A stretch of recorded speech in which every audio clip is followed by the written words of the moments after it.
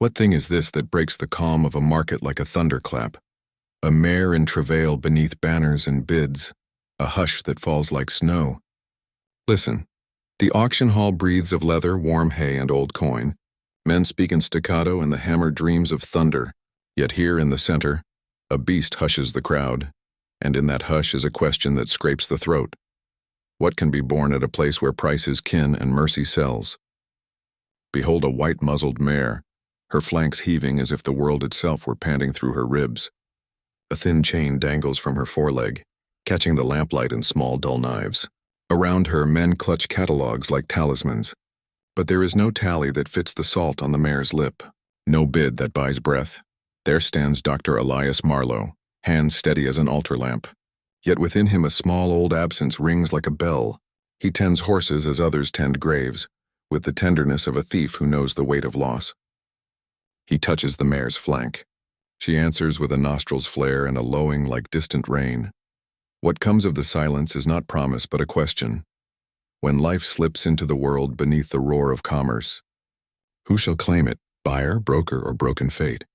And when at last womb breaks to world, what falls forth shall not be mere foal or flesh but a thing that drives a man to his knees and makes the floor drink his darkness. What came out? And why does one small glint of metal make the veterinarian's eyes fold like a page? In that market town where the river forgets the name of buildings and remembers only their shadows, the autumn breathed hard and close. The auction house, an old throat of timber and iron, kept its own moods, hot with bodies at noon, thin with wind by evening. There men came to trade animals as men once traded promises, brusque, practiced with the soft cruelty of commerce. Elias Marlowe walked among them like a quiet argument. He was not a man loud with credentials. He had the smaller, more dangerous authority of those who have saved a life with bare hands and seen the price of doing so. His coat was plain, his voice used to horses and hushed rooms. He moved with a gait that betrayed a tenderness learned in absence, a hand that had once cradled and then been left cupped. He touched a mane as others touch scripture. He carried a memory always folded into his palm. Not a jewel to show, but a hollow where a trinket once sat. Years ago there had been a brass heart on a chain. It was warm when he wore it, and someone had called it moonlight.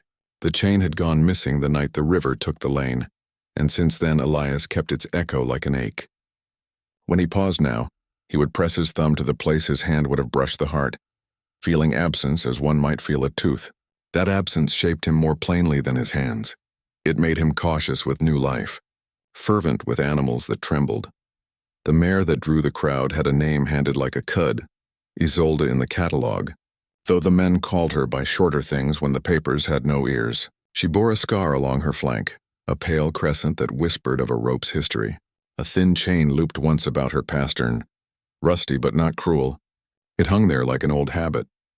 Her coat was the color of winter straw, and when she turned her head, the white of her eye flashed like a signal. She had the look of an animal that had learned to fear the hand that fed her. Around Elias were the smaller players, a young handler with thumbs raw and conscience uncertain, a buyer in a dark coat, Mr. Harrow, whose laugh had teeth, and the auctioneer, a man whose voice could empty a room or seat it with fever. The crowd smelled of pipe tobacco and the iron tang of coin. Children at the door chased stray dogs, and a girl sold hotcakes whose batter smelled of cinnamon and oil. The day at first was ordinary in its commerce. Elias moved among them doing what he always did. He read their beasts as others read weather. He listened for the small sounds.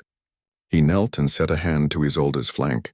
The mare turned and breathed his name into the air as if she recognized the voice of one who mends. He checked pulse, gums, the slow, honest language of heat. The auction rules, scribbled in ancient, frowned upon delay. Yet the mare's eyes held the question of labor. When the handler whispered that she had been restless since dawn, Elias felt the familiar tightness climb his spine, the thin rope of obligation, the prospect that life could arrive into counting hands. He did not preach or promise. He laid his palm upon Isolde and spoke in the speech reserved for animals, low vowels, even tones, as one might soothe a child who cannot yet name the stars. Around him milling folk turned. A shill called out prices and time, and yet a hush pooled, because the moment of a creature's first breath is a small miracle that makes coinless priests of all. Planting faith in simple things, Elias made a small unconscious promise to himself that if a life slipped from Isolde that day, No ledger would write its end. The auctioneer frowned at delay. Harrow's jaw worked. A man from the county shelter scowled as if duty and thrift were the same coin. The mayor's breath shortened. Somewhere far above, clouds closed their hands against the sun. There was a sense like a held breath in a room before a confession. That time had split into two paths. Isolde's labor began not with a great shout, but with a small, urgent language, pressed flanks, a distended belly, a trembling that ran through her shoulders like a low current. Elias moved, the hall contracting around him. Hands were offered, opinions like knives. The handler wanted quickness. A sale could not stall for sentimentalities. The buyer's eyes glittered with calculation. A foal could be a yield, a brood, an investment. But Elias, with his absent brass heart and careful hands, read risk as others read death notices. He stepped between commerce and creature with the quiet of someone who knows the weight of a promise. He noted the scar again, this time up close. A pale crescent where leather had once bitten and left a mark like a comet's tail. Scars, he knew, were stories waiting for the right ear. He traced the rim with his thumb and could almost hear the old rope complaining, a sound like the sea when it grinds its teeth. There was a smallness to the mare's gestures now, ears laid back, one hind leg tucked as if to brace a storm. Elias set the rule of his hands, no hurry, only measure. He instructed the handler in soft commands and asked the auctioneer to speak low. The hall obliged as if someone's voice had been threaded through the room, and attention turned inward. The first contraction brought forth a membrane and the smell of the mare's sweat, metallic and old wood sweet. The crowd leaned closer. Elias felt the tide of their curiosity like a pressure at his back. He guided the mare gently. She answered with a nuzzle that was less trust than recognition of a familiar voice. He spoke to her as one speaks to a mother who has forgotten her lullaby, repeating, coaxing, not commanding. The young handler's hands shook. He dropped a rope and it clanged like a bell. A ripple of laughter, sharp and nervous, moved through the audience. Elias ignored the small noises. He listened only to the mare and to the rhythm of birth. When the foal's head began to show, a hush deeper than any hush in the room came down. The head was dark, fur-wet and shining, nostrils like tiny moons. Isolde strained, and a sound, and not human, not quite equine, something pudgy and old as a cave, escaped from her belly. The foal slid forth, slick with the salt of first life, and the mare dropped to her knees, spent with the effort. Elias reached to clear the foal's airways. The crowd bent in as if to see what might prove the day's miracle. The foal coughed, a small, eager cough. It was in that instant, the heartbeat between two breaths, that Elias saw something tied about the foal's neck. It was not a halter. It was a scrap of twine, and upon it, bound like a secret, a small ornament of brass. The thing glinted in the lantern light, catching and holding it as if it were a sun on a string. Elias had known many trinkets in his life, children's toys, matchboxes, the odd coin. But this brass had a shape his memory had learned like a prayer, a moonlit heart with an engraving half-worn by weather. For a breath, Elias could not think. The room narrowed to the glint and the slow, impossible recognition that moved through him like cold. He had once owned such a heart. He had felt its warmth upon his chest, and he had felt the small absence when it was taken. Where? He began, but words were useless as paper at a river. The handler muttered that it must have been from the stable, some whimsy. Harrow laughed too loud, and the auctioneer made a joke to break the tension. Yet in the marrow of the moment something was altered. Men who had come to trade turned into witnesses. The foal tried to stand. Its legs trembled like new sap. Isolde licked its head, nostrils quivering, and the brass heart rested against wet fur like something claimed. Elias's fingers, which had moved deftly in hundredth of life-saving, touched the twine as if to remove it, to make sure that no stranger's token lay against this small chest. He paused. The engraving, a letter perhaps, or a mark that meant only certain eyes, hummed at him with a personal ache. A child in the back of the hall sang a crooked line of rhyme under his breath. The sound snapped Elias's memory like a twig.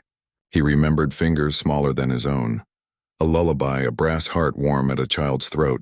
He had placed that heart in a pocket years ago, when the world was kinder and his hands less practiced in saving. Then, like many things, it had gone. The thought of it now upon a foal's neck in this place where trade made holy the exchange of flesh and coin was a thing that did not fit tidy logic. It felt like a summons. Voices rose. Someone called for method, for orderly procedure. Someone else muttered of law and ownership. The handler swore he had never seen the heart before. Harrow's face went a shade colder. The metal under his cuff glinted. Elias felt something shift inside him.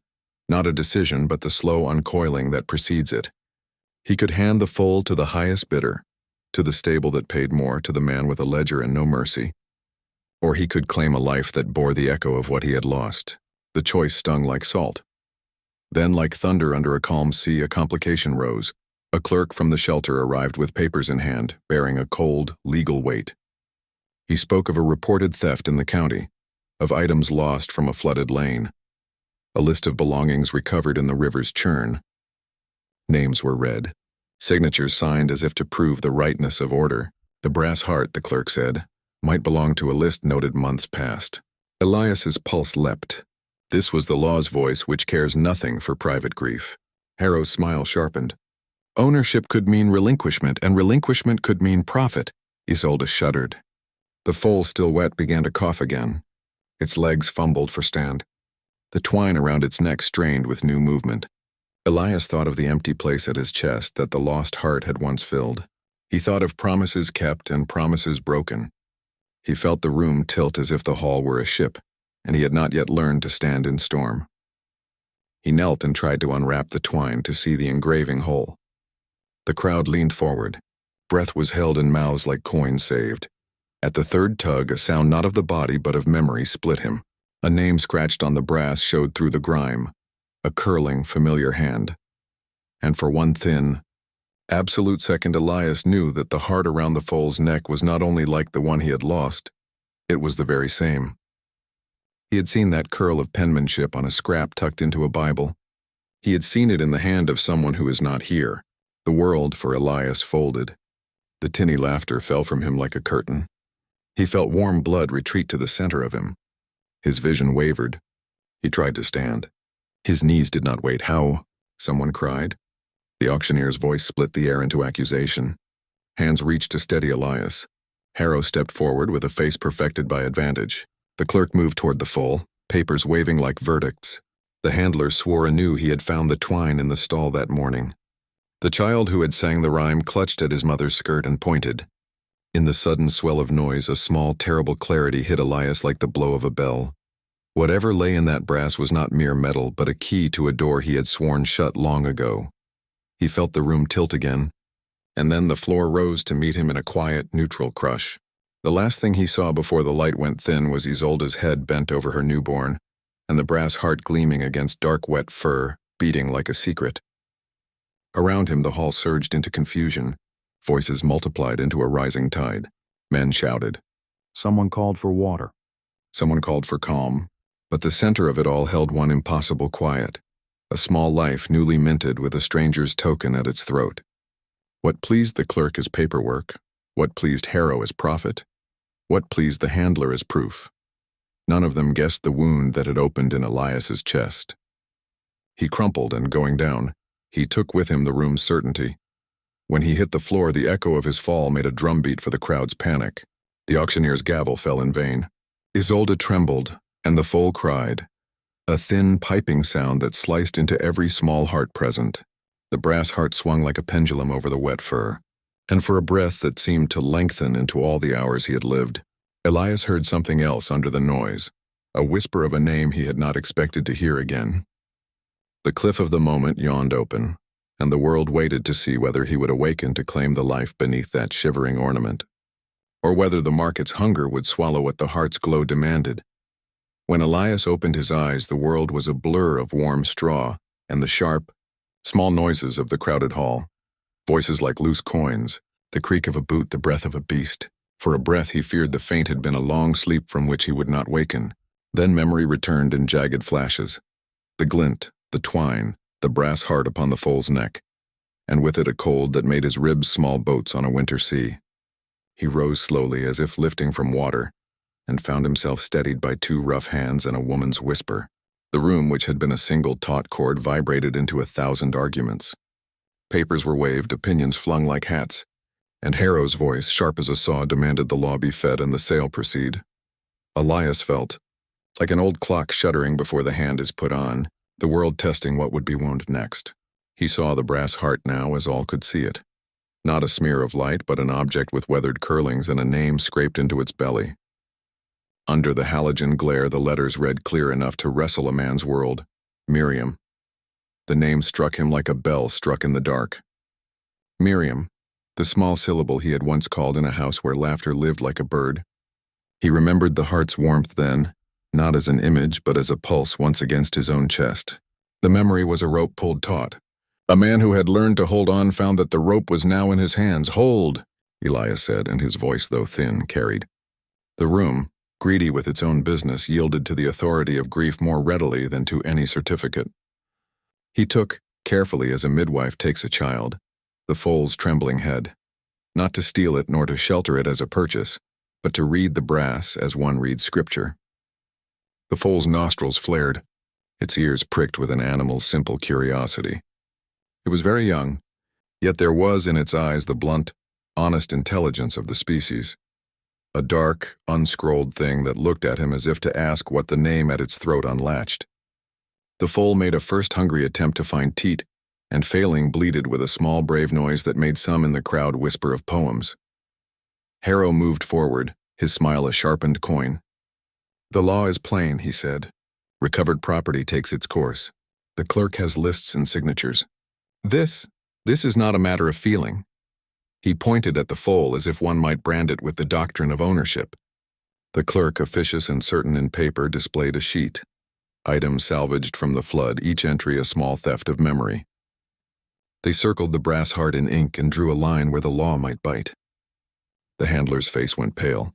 He stammered that he had found the trinket in the stable muck that morning and tied it to the foal's neck as a charm. The confession sat in the room like a poor coin, sudden and shameful. Elias's hands did not shake as others expected. They were steady with the same steadiness one uses to hold a life. He lifted the twine and, with fingers that had weathered many small miracles, unbound the brass from the foal's damp fur. The metal was cool and slick with birth salve. The engraving caught light and flashed a letter here and there, and then, like a line being read in a book one had long closed, the whole of the name came clear. The child's name was no stranger, Miriam. Elias felt the syllable enter him and fold warm in the empty place his lost years had made. The crowd, which had come to see price and pedigree, now hung on the simple old matter of a name. "Why?" Elias asked, and the question was a stone thrown that made the water of the room circle in widening rings. "Is my name in your mouth?" He did not mean his public name. He meant the private, small name that lives only in the beating of one chest against another. He looked at Harrow and then at the handler. Neither had the answer that would settle a dead man. Harrow's smile slipped into a mask of convenience. The handler's eyes were young enough to hold guilt and fear at once. He looked like a man who had wished to make luck of sorrow and found he had bound a living thing with the memory of someone else's loss. At that moment, the foal did something that unmade argument and remade the world in a single, furious kindness. It lifted its head and pressed its wet forehead against Elias's ribcage. Where the hollow had lived so long he had thought it part of the house of his body. The force was tiny, animal, instinctive. A search for warmth, perhaps, a mapping of the world by scent. Yet in that small press the brass heart swung and kissed Elias's coat, and the cold metal carried the smell of river and lullaby and the faint salt of old sorrow. The gesture was not human, but in that compact, humble contact it felt like a verdict. The foal's eyes closed, trusting. Its breath fanned Elias's hand. The whole hall, which had been a market, became a courtroom whose only unarguable witness was the foal's blunt, sweet act. Harrow laughed then, but the sound was thin. "Charm and fancy," he scoffed. "Do we let beast decide title now?" Papers were brandished. Law was read as if it could stitch a wound. But the clerk, who had been certain as any man of ink, found his certainty waning in the face of something that was at once evidence and sacrament. The signature on the flood list might be proof of recovery. It could not, however, weigh the way a living thing chooses to lean. Men spoke of jurisprudence and precedent. Elias spoke of a life and the small black letters of a name that had been his like a secret. When one must choose between the stomach's law and the heart's indictment, crowds seldom vote evenly. Words would not suffice. Action must follow. Elias stood, and with him rose something older than ordinance, the claim of tending. He wrapped his arms, careful, protective, as if to bundle a small child, about the foal's shoulders, feeling its thin ribs and quick heartbeat. The animal struggled not. It lay into him with the simple economy of trust. He turned to Harrow and to the clerk and said, In a voice that was no longer merely human but something like weather, "This creature has been given to me by accident, perhaps. But what is given I shall not trade for the warming of a ledger. If law must weigh against mercy, let it first reckon what mercy costs." The room bristled. Harrow's face went the color of old metal. He spoke of contract and sale. Elias spoke of a thing more stubborn than contract, memory. Between them, the foal nuzzled Elias's hand and then, as if making oath with the small holiness of beasts, dipped its head and pressed its muzzle against the place on Elias's coat, where once the brass had lain warm against his chest. That second touch, repeated and intimate, was a sacrament none could legislate away. The clerk, with paper trembling like a leaf, found his mouth dry. The auctioneer swallowed a sound that might have been a chisel to his accustomed trade. It was not legal proof that swayed the hall at last. It was the simple arithmetic of witness and consequence. Witnesses: the handler who had tied the charm, the child who had sung the rhyme, the woman who sold hotcakes and whose plain face had the authority of those who watch over neighbors, spoke of what they had seen and how things had felt. A farmer in the back, whose hands knew of more honest transactions than the ledger, said, "A beast that chooses a man chooses him for the life he'll give. That is weight enough." The auctioneer, man of deals and quickness, looked at the damp foal and then at Elias, and the tilt in his shoulders told the trade he would make. Pause.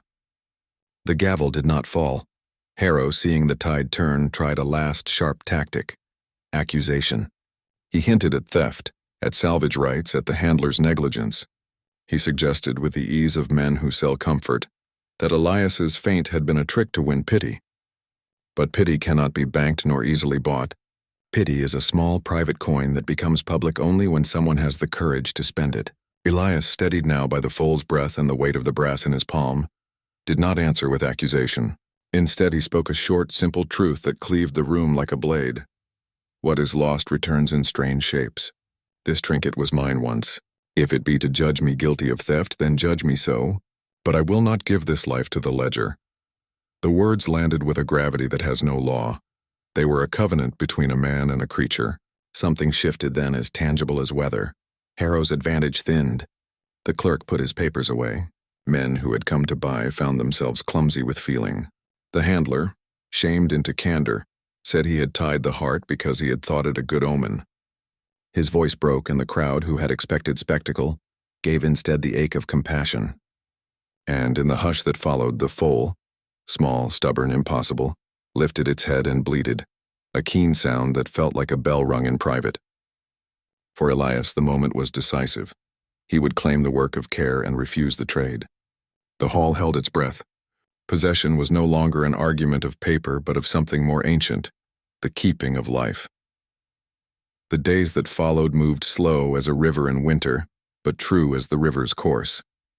The auction house, which had been a place of brisk transactions, became for a time a sheltering room. Harrow, finding his position diminished before a public moved by the rawness of the affair, withdrew with a smile thinner than before. His pockets were unchanged, but his stride less certain. The clerk, bound to law yet moved by witness, filed the necessary papers to postpone any sale.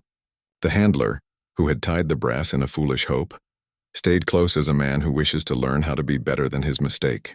He scrubbed stalls and fed Isolde with a careful hand. Elias, who had once walked the market with an ache, found his days filled now with small, holy tasks.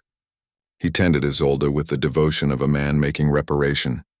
He cleaned her flanks, watched the healing of her tear, and learned the precise balance of feed and rest a mare needs after the strain of birth.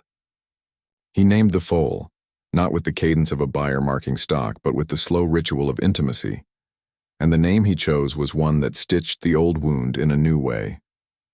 Heart, because the little brass had been called hearth to him once, and because the foal's chest beat like a drum that meant to make a home of what had been hollow. Heart's legs grew stronger by the day. He nursed with eagerness and learned the shy geometry of standing.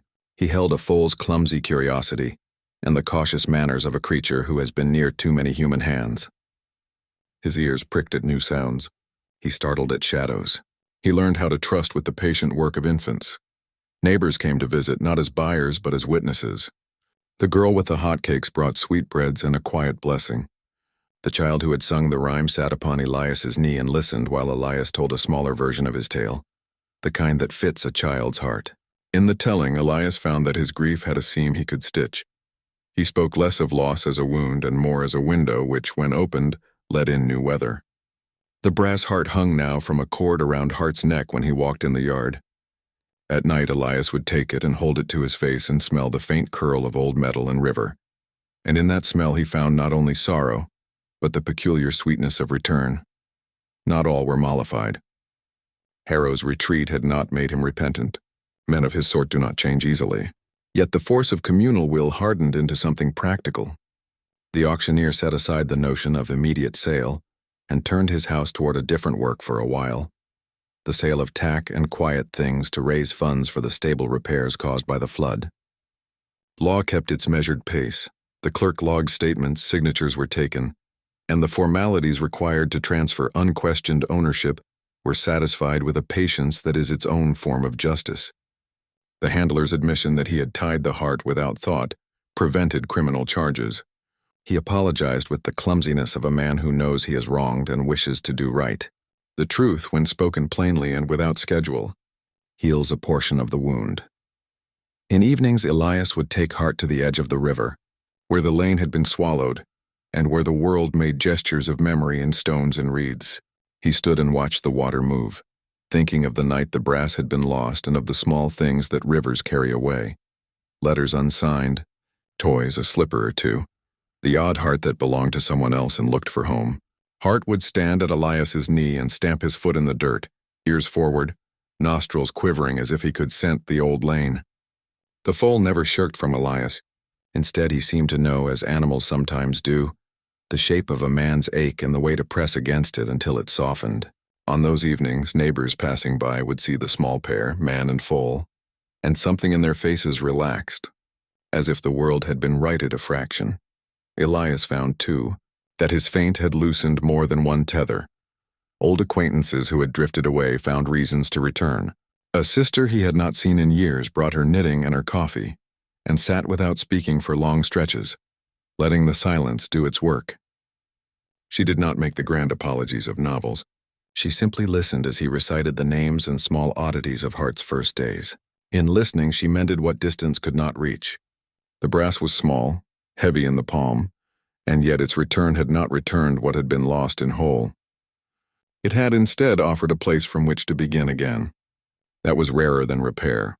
Through all this, the mare Isolde recovered.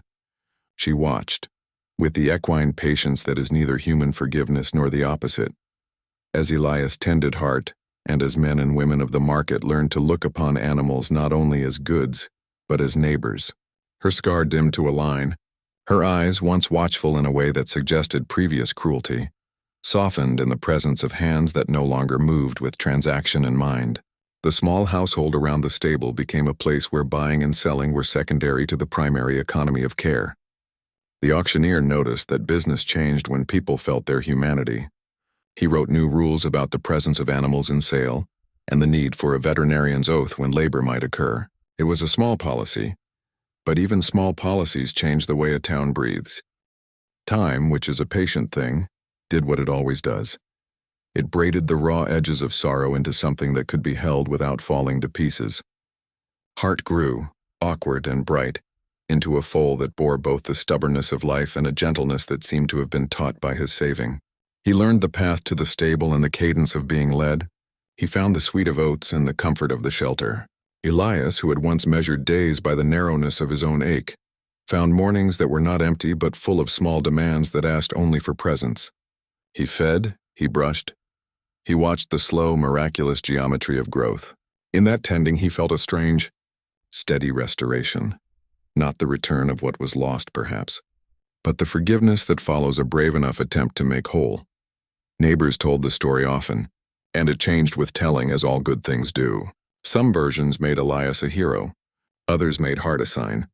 The truth lay, as truth often does, between show and private fact.